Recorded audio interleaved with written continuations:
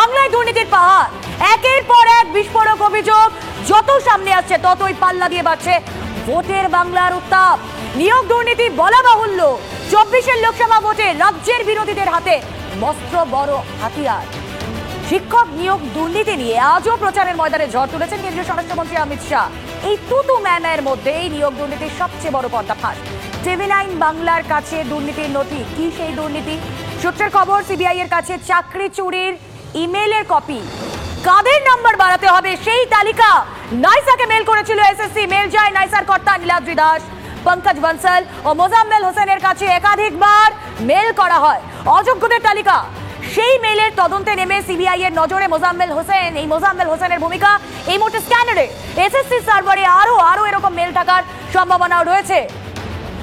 নিয়োগ দুর্নীতির ইমেলের তদন্তে নেমে সিবিআই এর নজরে মোজাম্মেল হোসেন। বললাম না, এই মোজাম্মেল হোসেন তিনি ইন্টারেস্টিং একটা ক্যারেক্টার। কে এই মোজাম্মেল? তিনি নাইসার কর্মী।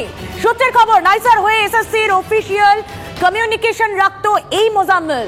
মোজাম্মেলের সঙ্গে এসএসসি কর্তাদের ব্যক্তিগত সম্পর্ক গড়ে উঠেছিল। ব্যক্তিগত স্তরেও মোজাম্মেলের সঙ্গে কথা হতো তৎকালীন শিক্ষাকর্তাদের সূত্র মারফত, এমনটাই জানা যাচ্ছে। এবং সূত্রের খবর, এই অযোগ্যদের তালিকার উপর ভিত্তি করে সিবিআই তাদের তলব করতে চলেছে। যদি প্রমাণিত হয় টাকার বিনিময়ে এই তালিকায় থাকা ব্যক্তিরা চাকরি পেয়েছেন, তাহলে বেঁচে যেতে পারেন যোগ্যরা। ফলত অযোগ্যদের তালিকা এক্ষেত্রে খুবই ইম্পর্টেন্ট। আমাদের প্রতিনিধি সুমন মহাপাত্রর বিশেষ প্রতিবেদন। TV9 বাংলায় নিয়োগ দুর্নীতির সবচেয়ে বড় ব্রেক। স্কুল সার্ভিস কমিশনের ইমেল আইডি থেকে নাইসায় গিয়েছিল অযোগ্যদের তালিকা। ইমেল করে বলা হয়েছিল এদের নম্বর বাড়িয়ে দিতে হবে। অযোগ্য যোগ্য নিয়ে যখন চারদিকে এত বিতর্ক, তখন স্কুল সার্ভিস কমিশনের সার্ভার থেকে সিবিআই যে মেল বাজেয়াপ্ত করেছে, সেখানে পরিষ্কার দেখা যাচ্ছে স্কুল সার্ভিস কমিশনের কর্তারাই নাইসায় মেল করে বলেছিলেন তাদের নম্বর বাড়িয়ে দিতে হবে। নাম উঠে আসছে পঙ্কজ বনসাল, নীলাদ্রি দাস এবং মোজাম্মেল হোসেনের। নাইসার এই 3 পদস্থ কর্তাকে মেল করা হয়েছিল এসএসসির তরফ থেকে, এবং এসএসসির অনেকেই ব্যক্তিগতভাবে এদের সঙ্গে সংযুক্ত ছিলেন। স্বাভাবিকভাবে এই অস্ত্রকে হাতিয়ার করে সরব বিজেপি। শুধু যে বিজেপি তেরেপুরে নেমেছে আক্রমণে তা নয়, বামেরা পিছিয়ে নেই। এসএসসি কিছু নয়, আসল উচিত মমতা ব্যানার্জি এবং তার মন্ত্রিসভাকে গ্রেপ্তার করা। যা হয়েছে মমতা ব্যানার্জির নির্দেশে হয়েছে।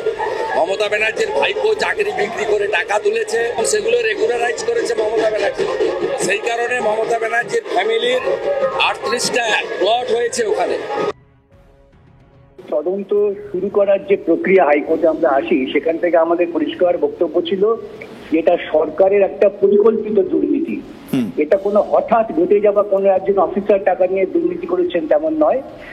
সরকার তারা পরিকল্পনা করে এটা করেছেন, কেন তারা নির্বাচনের আগে প্রতিশ্রুতি দিয়েছিলেন যে তৃণমূল কর্মীদের আশেপাশের লোকেদেরই চাকরি দেওয়া হবে। এখন যত তদন্ত সঠিকভাবে এগোবে তত আরো তথ্য প্রকাশিত হবে। সেই জন্যই তারা তদন্ত আটকাবার জন্য আপ্রাণ চেষ্টা করেছেন, এবং সর্বশেষ চেষ্টা ছিল সুপ্রিম কোর্টে, কিন্তু সুপ্রিম কোর্ট তদন্ত আটকাননি, এটাই ইতিবাচক। এবং আরো অনেক তথ্য বেরোবে। এইসব যে অফিস যাদের নাম আসছে, এদের সঙ্গে দেখবেন সরাসরি মন্ত্রীদের যোগাযোগ আছে। সিবিআই আরেকটু গভীরভাবে তদন্ত করলে সেই নামগুলো বেরিয়ে আসে। সমস্ত রকম গুরুত্বপূর্ণ শিক্ষণীয় খবরাখবর সবার আগে জানতে অবশ্যই আমাদের চ্যানেলটিকে সাবস্ক্রাইব করে রাখুন।